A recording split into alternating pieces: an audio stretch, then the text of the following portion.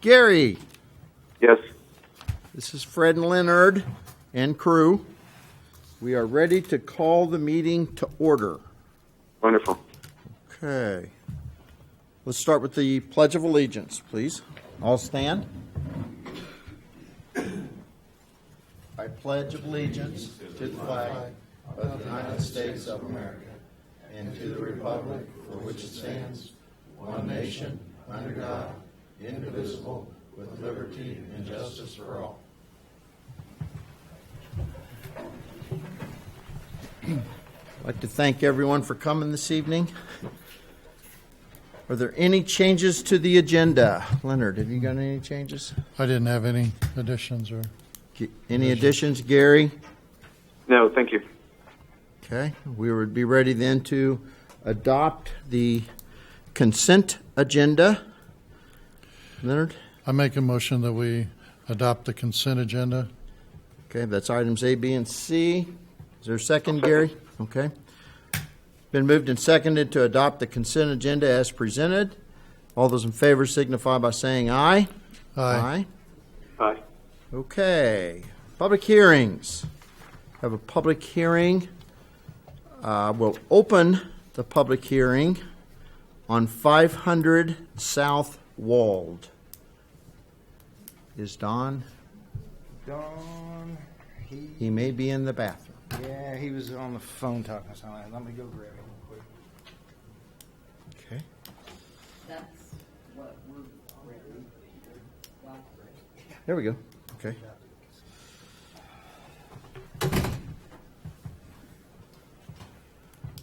Good evening. Good evening. 500 South Wall. We're in an open hearing. Yes. So this was one that was brought up a couple of months ago, recommended for condemnation, changed ownership. They wanted some time to work on it. They have done some work on it, but there's still quite a bit of work to do on it. I am kind of concerned about the condition of it, so are some of the people in the neighborhood. I think it would be best to condemn this property and be able to work regularly with the new owners to set a timetable for repairs. So I am recommending that this be staff's recommendation that we. Okay. I believe we have Condemn. some folks. I think they are here tonight. Yes. Okay. We live at 3721 County Road 2600. Wait, can you please step to the mic? This so is that- just we're working in progress. I mean, we're at a standing because we got to get a building permit now, and I babysit my grandkids, and so we only can work on the weekends. But now we're on stand. But nobody's living there. We're just working on it. Okay. And what is your name, ma'am? Jessica Fleischer. Jessica Fletcher. Okay. And so do you understand the condemnation process, ma'am? No. Don, have you had a chance to? We talked about it at the meeting prior when we brought this up for the first time before we were aware of the change in ownership. That condemnation doesn't mean that it will be torn down necessarily. It's a process for us to work towards getting it fixed. Okay. And I think that's what we need is to Right. have that process put in place. Now, I got dogs there at night because all our stuff in storage is inside the house, but people have been breaking it and taking stuff. And that's what happened to the wiring to the house. People broke in the fire, which was never investigated, I guess. I would like to know who set the bathroom on fire. But, yeah, we come a long ways on it. So, Don, have you seen some progress? A little bit of progress, but I would like to be able to monitor so we make sure that we're doing progress according to code in the way that it should be done. Right. If we go ahead and condemn it, then that establishes that you start work, and I think the process is allowed 9 months. Oh, I thought And during that time, tear down. Oh, okay. I during that understand. time, then you would work with the building inspector to establish a schedule that have landmarks that he would come out Okay. and monitor the progression of the work. So Okay. if we go ahead and move for condemnation, that doesn't mean we're going to immediately Okay. remove it. It gives you chance, but it does mean that you have to work with Don. You have to take the initiative to call him, to keep in touch with him. I just ordered a SafeLink phone, so that way I'll have a phone. We would ask that you submit a plan of improvement to Don with Okay. dates so Okay. that he can monitor that plan. Okay, And then Don can come back to us if he has issues with the plan and the progress, as we've done with, so just like writing it down and, Yes. Okay. That allows us to have a written plan for you to say, Okay. these are the things that we can get done in this time frame, and then we can monitor that and make sure Okay. we're moving towards getting that. okay, Okay. I understand. okay? Leonard, do you have any more questions? Jessica Fleischer. Okay. Gary, have you got any questions by any chance? No, sir. Okay. So Leonard, our pleasure on that is to go ahead and do the condemnation, start the condemnation process. Would you agree? Yeah. Yeah. Okay. Do we need to close the hearing? Yeah, we before need to close the hearing. And then Okay. Now, we're ready to take action. All right. I make a motion that we proceed with condemnation of 500 South Walled Avenue. I'd be a second on that. All those in favor, please signify by saying aye. Aye. Aye. Aye. All right. We'll open the hearing then on the second property, which is 520 South Penn. Yes. This is one that I became aware of after the fire department and police department had been called there because of a fire in the front room. So that was the report to me. There was a heater being used with an open flame. They went in. Police officer said that he had to go around the perimeter of one of the rooms because he was afraid he was going to fall in. That's how it came to my attention. I went out there and verified that that is the case. Had it verified by firefighters and police officers that were there that that was the case. I feel this should be condemned so that if there is a desire to repair this, we can work towards having a plan put in place for it to be repaired. Okay. Questions? We have a lady here. Yes, the owner is here. I believe she would like to speak.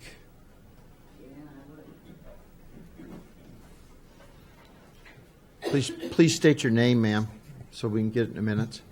Linda Raincrow. It's on the sheet right there. That's Okay. Couldn't read it.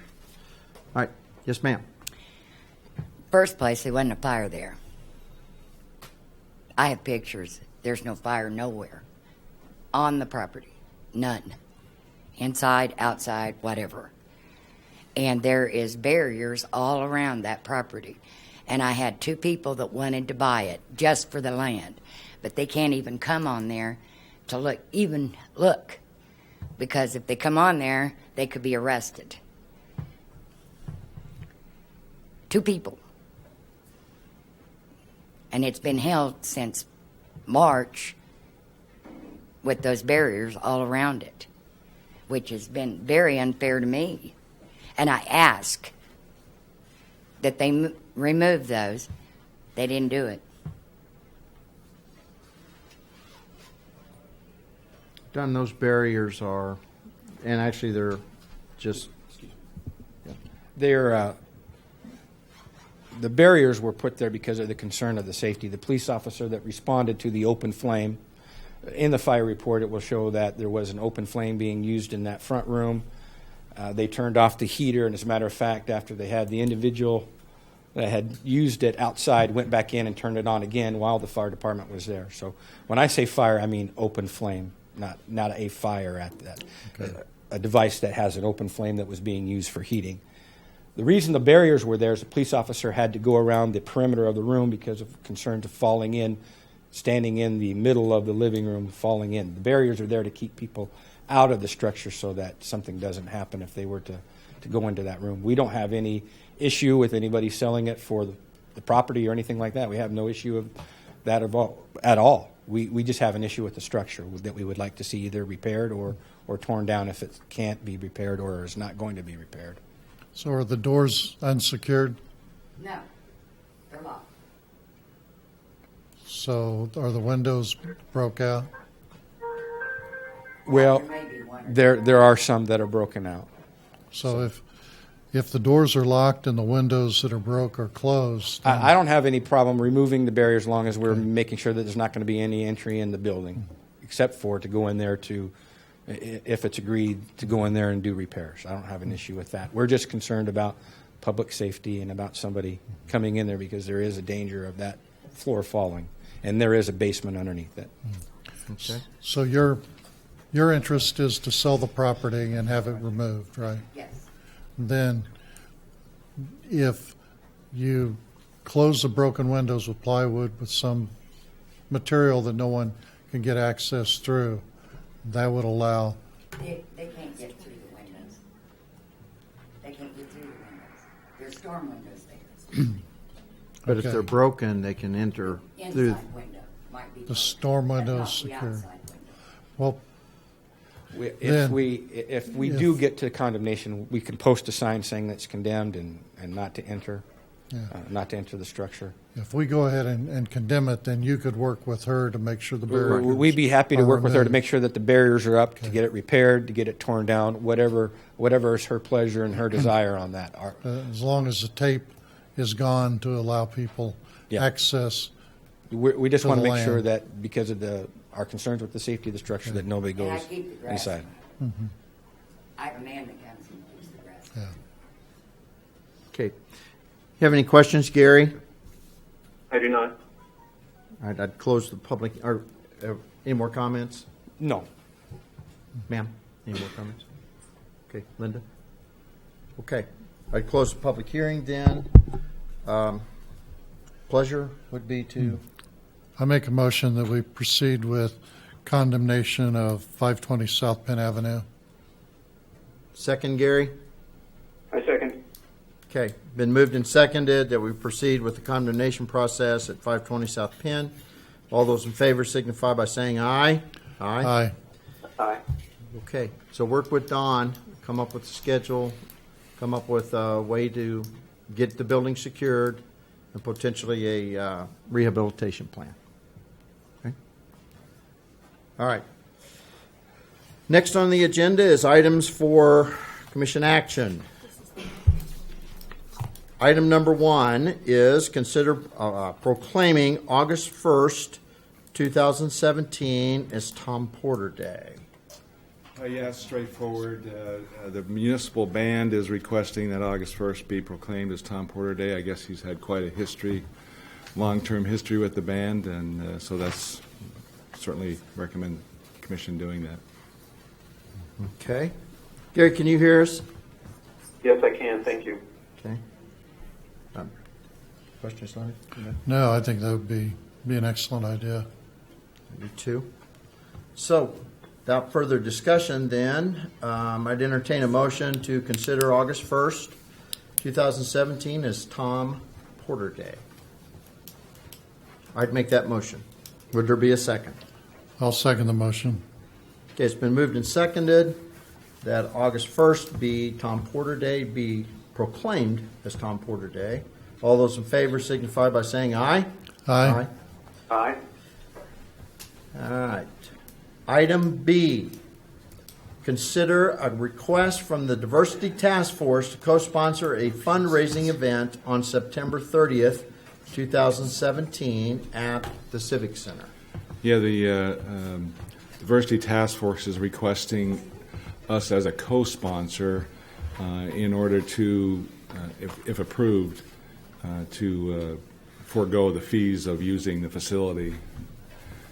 So that's the request, and also if they, we wouldn't waive that alcohol deposit, but they would just have to get all the required licenses or whatever it takes to serve alcohol at that event. But that's the reason we would be a co-sponsor, is so they can use the facility for free. Okay, Chuck? Yes, Chuck Schmidt, speaking on behalf of the Diversity Task Force. You have some information that, with our request, and then I just had Kelly pass around another form. We had originally requested, we want to do this training. It's anti-racism, anti-bias training. We have done previous training in the city where we had 65 people attend, and then we also had a separate training for city staff and police department. what we want to do is, this is another kind of an additional step in that process. And even though we said September 30th as the fundraiser, because we have to raise some funds before we can bring this group in, we actually are flexible on that date. We're not sure we'll be prepared for that, but what we're asking for is partnership from the city for both the fundraiser event and then also the actual event itself, which we anticipate probably in the spring of 2018. In the second, the piece of information that was just handed to you, I would just like to read from a statement from Barb Emmert, who is on our diversity task force, along with several people here. Ray Woods, Jerry Harrison is on our committee. Michelle Anderson. Is there anybody else? I think that's all we have here tonight. But and Chief Harrison, by the way, wants to bring his police force into this training as well, and we'd like to invite the city. If the city will partner with us, what we would like to do is offer one free spot to every department in the city, and I believe that's 15 or 16 departments, something like that. We would offer one free spot, however many that is. But I would like to draw your attention to a statement. I want to just read the first couple of sentences from Barb Emmert, who attended this training that was offered here through the Sisters of Mercy. It says, "The workshop presented me with a whole new perspective on American history. Even though I majored in history in college, I had never before been shown our story through the eyes of a person of color. It was truly a mind-altering experience," et cetera, et cetera. But I think that kind of summarizes what this is about, and it's all part of our effort to be more inclusive in the city, which is a task of the Diversity Task Force. You also had given to you a chronological account of Diversity Task Force activities. We've been active in the community since 2008. We are a subcommittee of the Chamber of Commerce, and it shows you all the things we've done. Almost every year we've had some large event besides the fact that we sponsor the Martin Luther King Jr. Celebration Day every year. So that's our request. And again, we're not necessarily locked into that September 30th date, but we would like to ask the city to co-sponsor with us for the fundraiser and for the actual training itself. Okay. Questions? Now, the training will be here also? Yes, it would. Okay. So you're approaching 10 years as a task force. Yes, we are. We've been at, it seems strange. I was part of the charter group that started this, along with Charles Barker, and I'm not sure who else was in that group, but we've been doing it for a long time. Yeah. Gary, have you got any questions? Also, I forgot to mention Kelly's part of our group as well. No, I don't, Fred. All right. Okay, I would entertain a motion then that we partner with and co-sponsor with the Diversity Task Force, a fundraising event this fall, and then the event in the spring of 2018. Is that correct?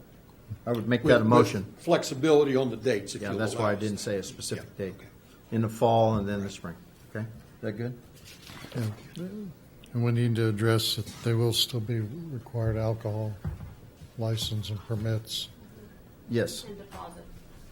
And within the motion, Mike, that we would put that the alcohol and deposit, that the alcohol permit and a deposit would be a part of the requirement.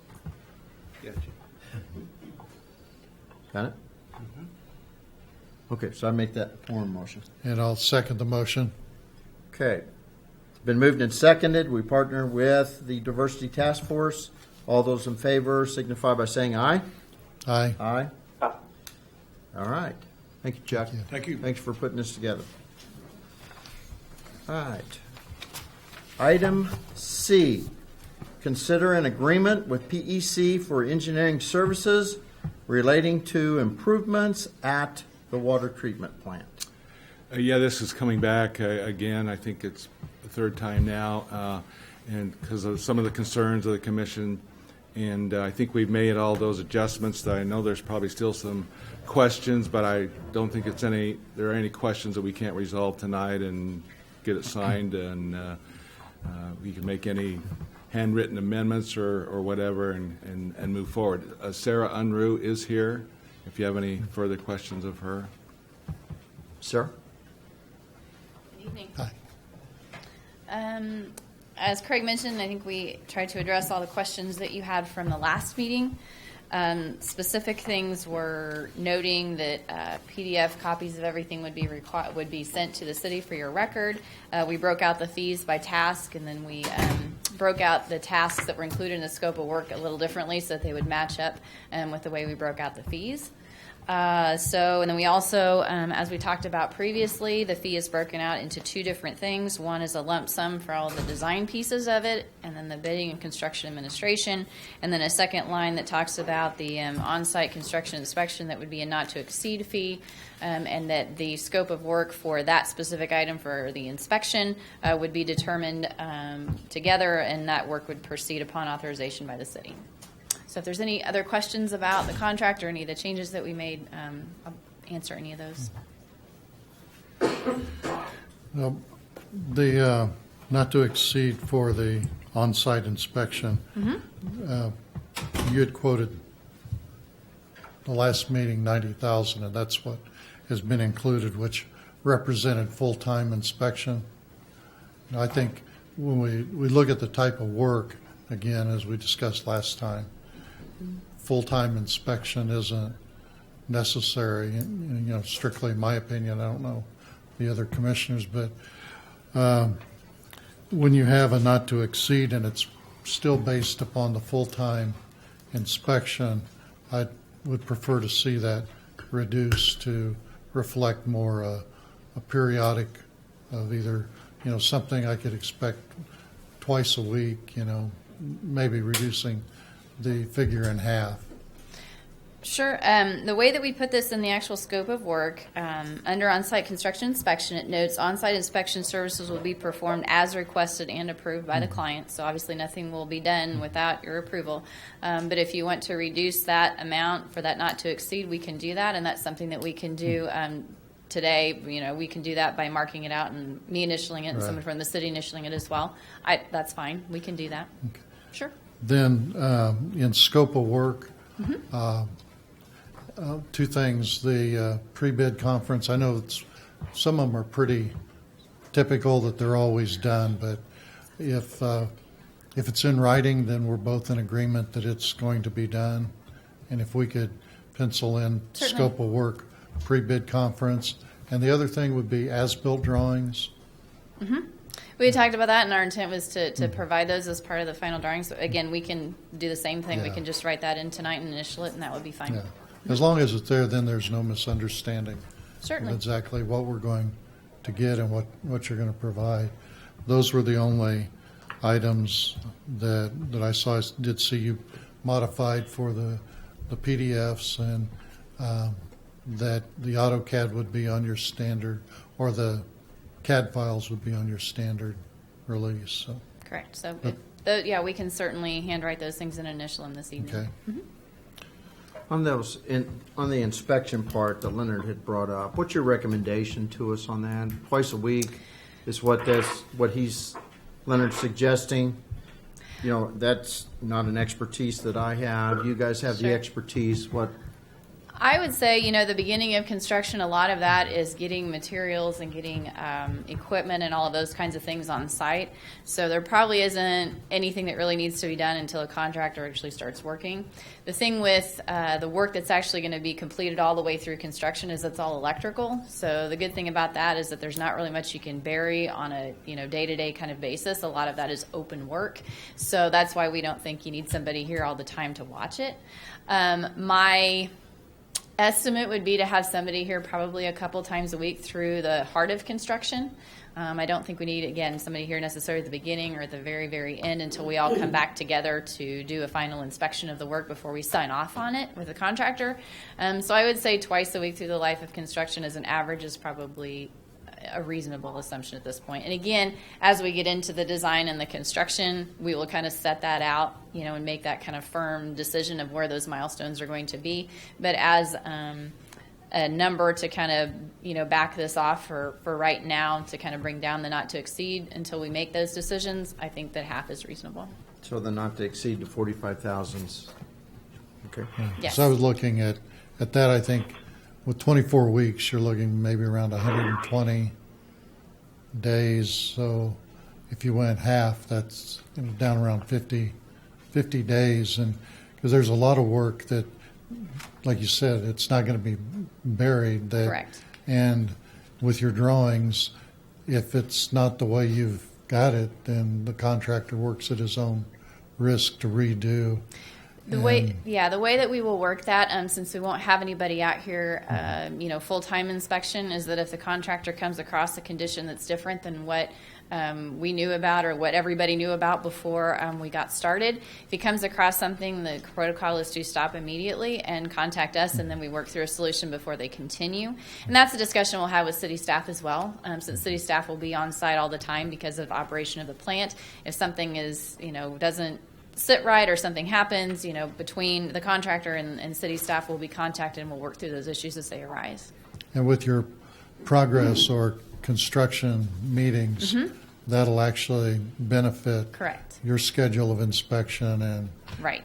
working out and minimizing some of those problems. Because Right. there could be times that you might only come once a week because nothing has Exactly. progressed, and then other times you might have to be here 3 times a week. And Exactly. Once we get into one of the things that we include in here in our construction administration services is that pre-construction meeting. So once the contractor's selected, we all sit down together, go through their intended schedule, and kind of develop, okay, do we need to have monthly meetings? Do we need to have, in most projects, it's a monthly project meet or monthly progress meeting where all the parties come together at one table to kind of go through exactly what we're talking about. All the things that have been going on the past month, any issues they've come across, status of, review of submittals and all that good stuff, and kind of where they're headed for the next month so that we can plan those things initially. And then as things come up, we adjust that schedule as needed.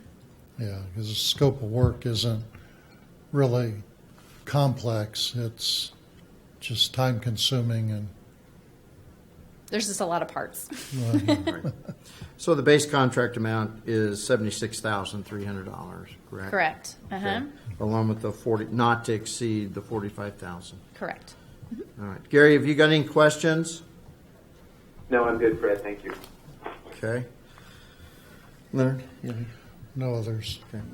All right. So I'd entertain a motion that we authorize the mayor to sign the agreement pending the city attorney's review and approval with the changes that we've discussed this evening. Okay. Would there be a motion on that? Yeah, I make a motion that we authorize the mayor to sign the agreement with the modifications noted. Okay. Would there be a second, Gary? I'll second. Okay. Been moved and seconded. We approve the agreement. All those in favor signify by saying aye. Aye. Thank you. Aye. You You're get very welcome. know the road in between here and Wichita? I'm good with that. Okay. D, consider an ordinance vacating the plat known as Parkhurst Grand Elevation Addition to Independence, Montgomery County, Kansas.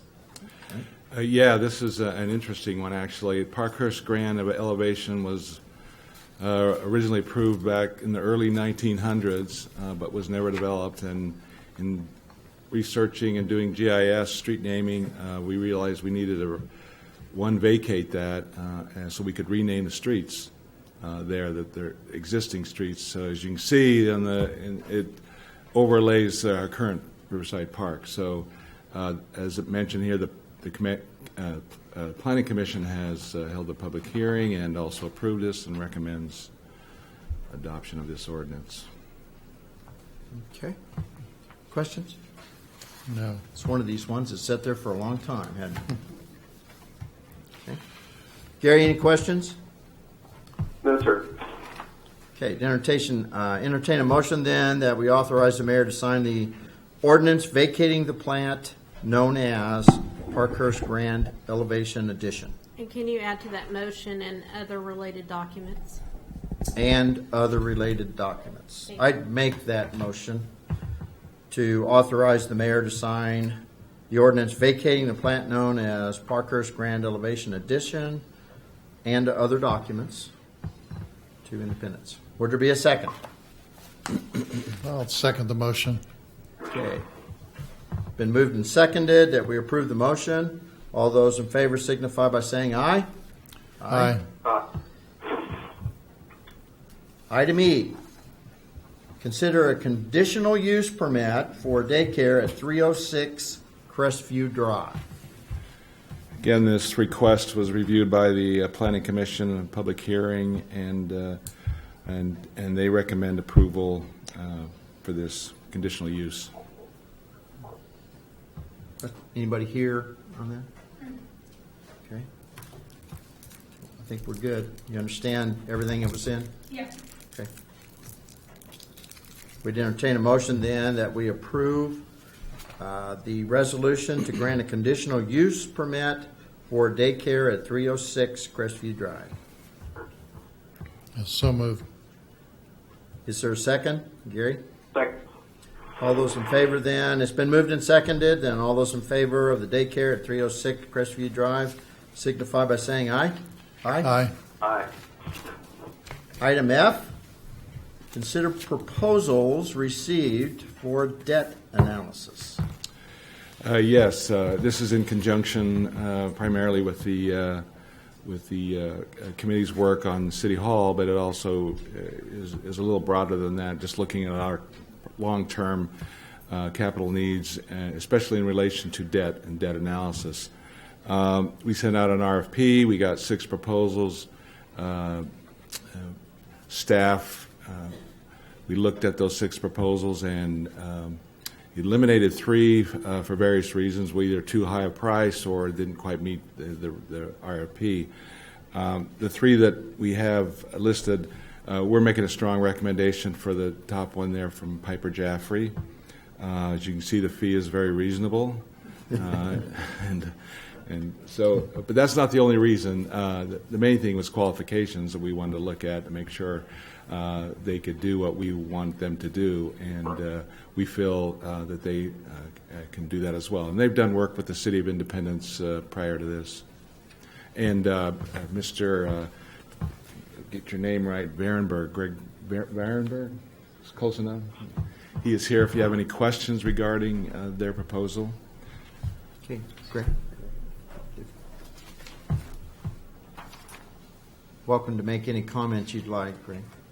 Sure. Well, first of all, good evening, Mayor and Commissioners, and it's good to be back here. As you know, we have helped the city with a bond issue, and we also know the community well, having worked with the school district on the bond issue, and that involved the city in the school district project through the use of the sales tax. So I know that our proposal probably stands out with the no-cost element to that, and probably raises questions of why would we do that. But we work with a lot of cities throughout Kansas on their bond issues, and the type of analysis that you're looking for, a sales tax cash flow analysis or property tax impact reports or rating agency, their rating agency criteria comparisons of your community to others. I mean, those are the type of analyses and reports that we provide to our clients in between projects or bond issues or helping with future planning. And we kind of looked at how we help our other city clients and then the specific request here, and we don't charge for that service for the other cities that we've helped with their bond issues, and so we felt it wasn't appropriate to charge a fee here, even though the RFP gave us that opportunity to do so. But I do think the type of analytical work that you're asking for and we envision is a good move on the part of the city for a couple of reasons. One, it helps you to plan for those future projects, what sources of revenue you'll use to repay those, and then how to implement those projects. And some of those, oftentimes what we find is that it's better to pay cash than borrow money for, or maybe you have a future project that is larger that you know you're going to be issuing bonds for that project, and maybe you want to pay cash for certain projects today. So it's good to help you make better decisions and better planning for the city. But it's also when we work with cities on bond issues, it's interesting to note now that the rating agencies are starting to ask, do you have a CIP plan? Have you thought about what the improvements are in the future?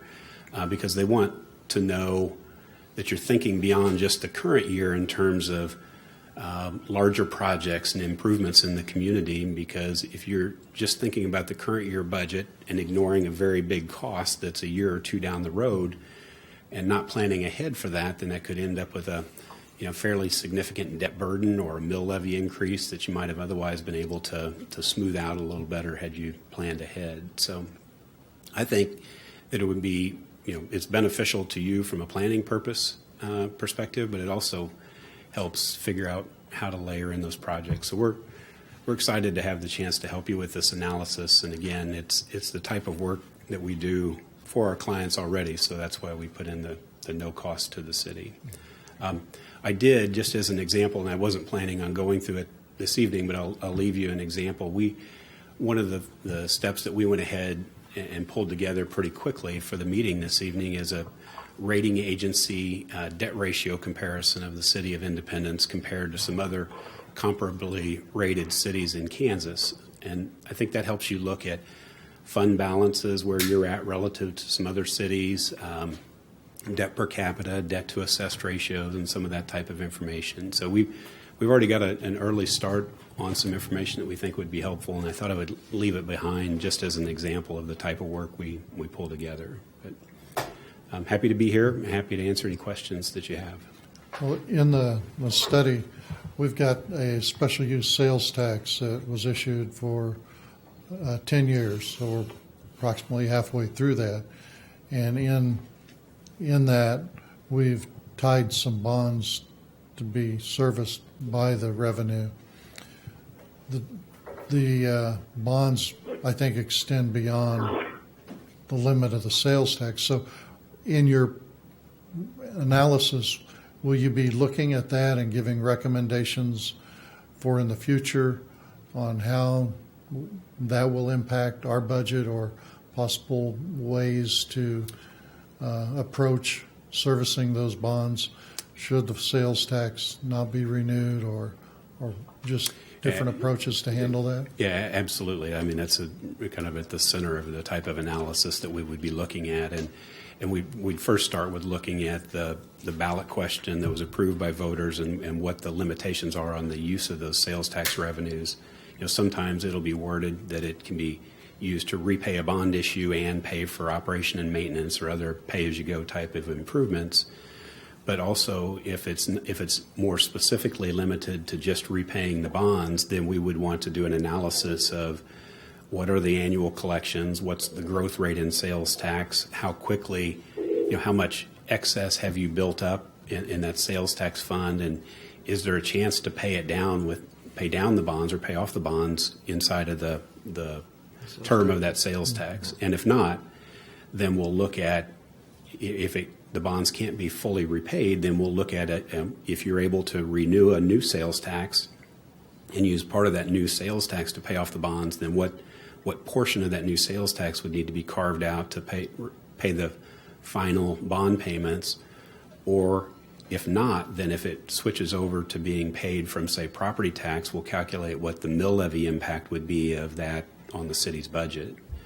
So there's a couple. I don't have enough specifics on the project you're talking about to give you a recommendation, but that's exactly what we would be looking at. No, as long as it's covered in your analysis, and it would give us more direction than saying, man, you got a problem, or figure it out. We don't know for sure, but you're going to be able to give us some direction. Then the other question would be the format of your final report to us. Will it be a written report that would have a binder that we can keep referring to it, use it as a working document, or is it just electronic verbal presentation?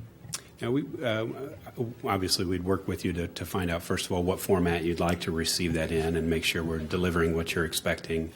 But if it's a written report that's a working document, I think that would probably be most helpful, because you really don't want to create a CIP or a debt plan and say, okay, we did that and put it on a shelf, and then 5 years later it's stale and out of date. It really works best when you're revisiting that each year and looking at, okay, did the timing of projects change? Maybe you had a project that was 3 years out that now you want to do right away, and another project that moved back a couple of years, and so then we make some modifications to that document. And that's exactly what we do. There's a couple of cities where we go through that exercise, and they've got enough moving pieces that we sit down with them each year at the beginning of the year to revisit that and see what has changed. What are we going to pay for with cash? Are there any projects we're going to borrow or issue bonds or borrow money for to finance those? And then try to make sure we're approaching any financing as efficiently as we can. In other words, if you have a small bond issue this year and a small bond issue next year, maybe it's better to do one bond issue to pay for both projects.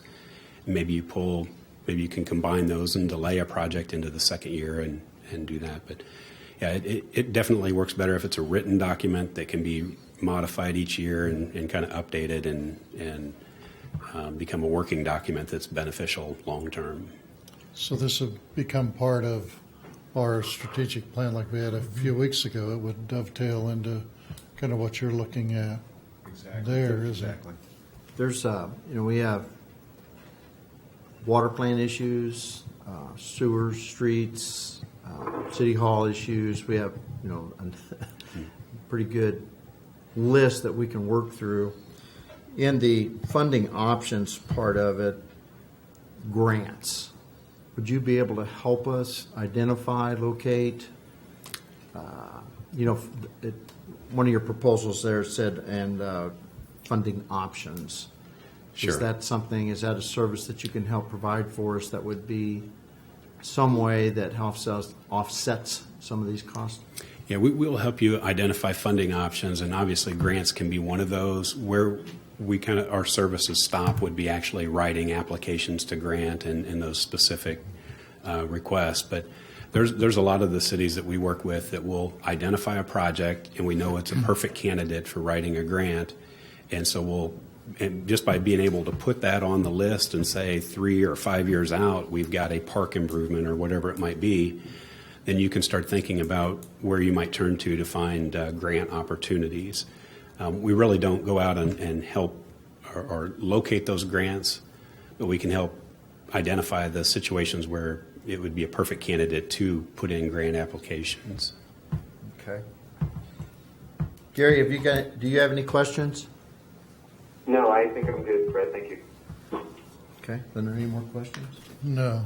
So your timeline here, it says basically 2 weeks, I think. Read it again. Yeah, I think in terms of timeline, we discussed this a little bit the other day on the phone. We would want to have some conversations with the city and start finding out, what projects do you have on the horizon, and just like you had mentioned, you've got needs in the water system or sewer system or city hall, and start understanding, when will you need to make those improvements? What size of project are we looking at? That'll help us. Then once we get kind of the pieces to that, then we can start sending back some analyses that show, well, here's an example of if you finance City Hall with a sales tax or a property tax, what the impact would be, what level of sales tax you would need, and what the mill levy impact would be for a property tax solution on that. Water and sewer, we can show various financing options for those and what the annual cost would be, but then also help you start identifying what are the funding options for those type of projects, because when you start talking about water and sewer, then you have the USDA programs, the state SRF programs kind of come into play as financing options, and there can be some benefits to financing programs beyond just traditional financing that are available for those type of projects. So we're participating in low interest loan. Who's that through? That's through KDHE. Yeah, that's KDHE's. That's the SRF for water and sewer, and specifically for the water plant. Yeah, and exactly, that's the SRF program I referenced, and it's a very popular program and a good program. So, But yeah, our turnaround time, we feel that we can start giving you reports back, but I feel that part of this process will be a little bit of back and forth in terms of working with the administration of the city to figure out, show some scenarios, then narrow some down that just don't make sense. And so, but we don't envision it will take a tremendous amount of time to get started and give you some feedback. This is a key component in our initiative with a study committee that we had for City Hall, for the other infrastructure issues, this financing issue, debt issue, analysis, so to speak, is one of the things we're waiting for. Then we'd like to have public meetings with the public and say, here's what it looks like for us. Sure. How do we proceed? Yeah, absolutely. That makes sense, and we appreciate the chance to help you with that. Okay. Further questions by anybody? No. Okay.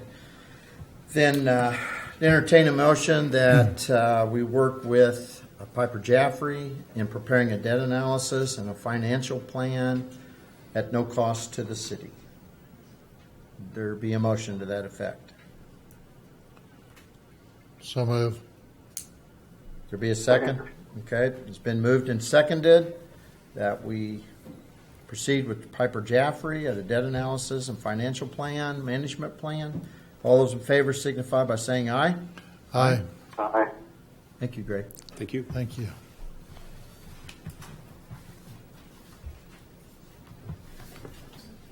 Item G, consider initiating a text amendment to section 802.5 of the zoning code relating to the attention attracting devices and electronic signs.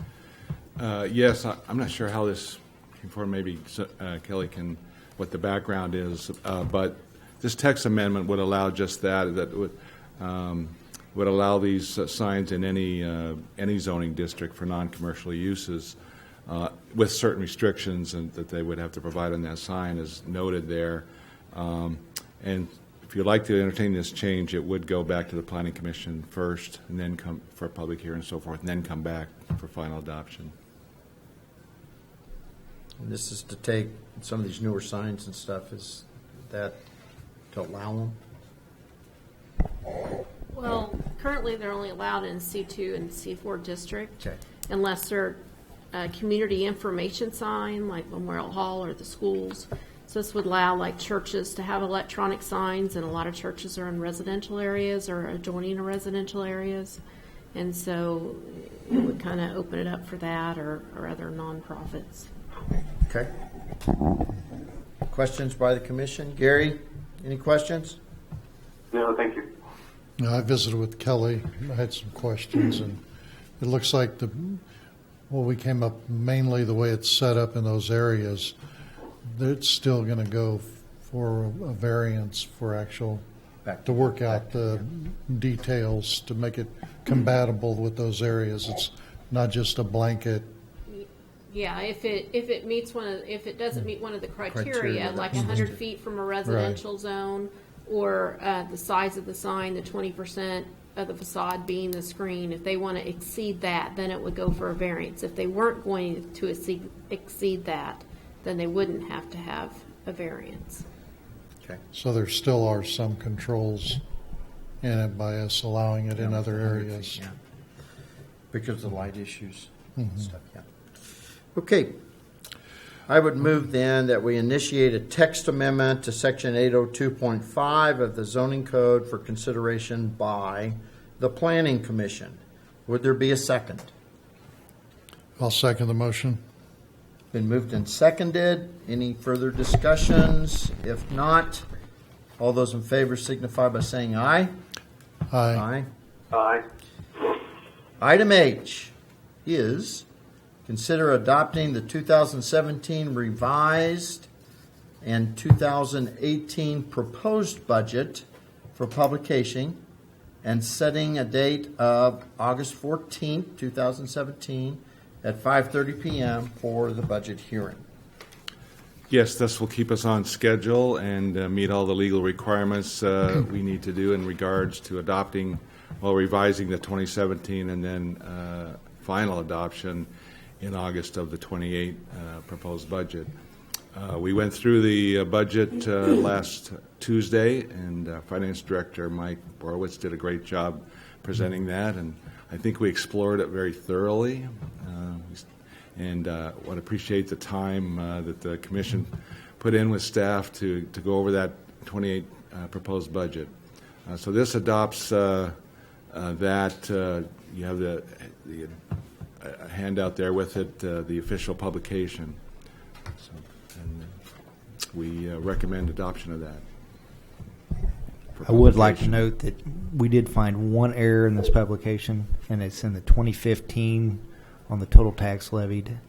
That amount is, I'm sorry, the 2016. That 1,920,000. That was from 2015.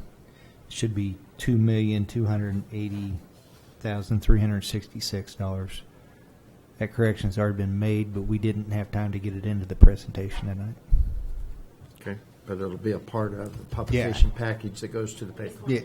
Yeah, we just want to note that. So it doesn't impact anything that's Right. going on in 17 or 2018. Questions by the Commission? Leonard? I sent quite a few questions to Mike during the day, so I think he's answered most of those. I still need to get with him on a couple of them, but I don't think I have any questions for this evening. Okay, Gary, any questions? No questions. Okay, I would like to thank city staff. I know this has been a crunched timeline simply because of Craig's arrival June 8th, somewhat put us behind the behind schedule, so to speak. And so I know they spent a lot of hours, a lot of extra hours working on this, preparing this. And I would also like to say that I thought that the presentation that we received Tuesday night was well planned, well thought out, and a very good process that we went through. I felt really, while it was long, I felt well informed, and I appreciate the efforts of staff and Craig for your leadership in providing that format for us, because that's a lot different than what we had seen in the past. Good. I'm glad it worked out well. Okay. All right. With that, I'd entertain a motion then that we adopt the 2017 revised and 2018 proposed budget for publication, setting the date of August 14, 2017 at 5:30 p.m. for the budget hearing. I would make that motion since it's fairly long. A second. All right, been moved and seconded. Further discussions? Not seeing any, hearing any, then I would, all those in favor signify by saying aye. Aye. Aye. All right. Motion passed. One more hurdle to getting a budget for next year. Reports. Next, there's a Independence Library Board of Trustees, their April meeting, May meeting, and then in our packet also is the June 6th Planning Commission Board of Zoning Appeals meeting. Any questions or comments about any of those from Craig's staff? Anybody? All right. Time for commission comments. Gary, have you got a comment this evening? I do not. Leonard? No. I don't have any either. I don't see any notes for opportunities to address the commission. There weren't. There weren't any? Okay. Other than Linda Rankrow, she's already spoke as part Yes, of she it. spoke already. There are no, as far as I know, there's not any executive sessions, correct? Nope. With that, then, I would entertain a motion that we adjourn this meeting. I Would there make be a a motion. I make the motion. We adjourn. And I'd second that. All those in favor signify by saying aye. Aye.